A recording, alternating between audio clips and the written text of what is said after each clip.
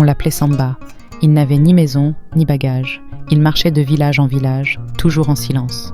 Et partout où il passait, quelque chose changeait. Il ne parlait pas, il observait. Et son silence pesait plus lourd que les paroles des autres. Dans chaque village, les gens s'arrêtèrent de travailler. Les enfants cessèrent de courir. Tous levèrent les yeux quand Samba passait. Certains disaient « c'est un sage ». D'autres murmuraient « il est fou », mais personne n'osait l'interroger. Un soir, pendant une saison de pluies dures et longues, Samba arriva dans un grand village. Les cases étaient pleines. Les familles avaient déjà accueilli d'autres voyageurs. Il n'y avait plus de place pour lui. Samba resta debout sous la pluie. Il ne supplia pas. Il attendit. Alors une femme parla. Sa voix fendit le silence.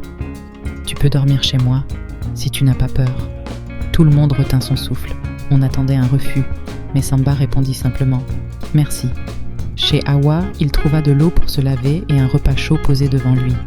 Awa le regarda longtemps, puis demanda « Tu n'as pas peur de ce que les gens disent de moi ?» Samba répondit calmement « Depuis quand la vérité a-t-elle peur des rumeurs ?» Dehors, les murmures commencèrent. Les langues s'agitaient plus vite que la pluie. Cette nuit-là, Awa dansa, pas pour séduire, mais pour comprendre. Samba la regardait sans jugement, sans désir, comme on regarde une vérité qu'on n'ose pas dire. Pour la première fois, Awa se sentit vue autrement.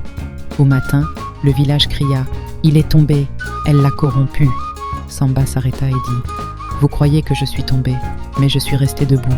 La vérité ne fuit pas l'ombre, elle y entre et y allume une lampe. » Quand la pluie cessa, Samba reprit la route.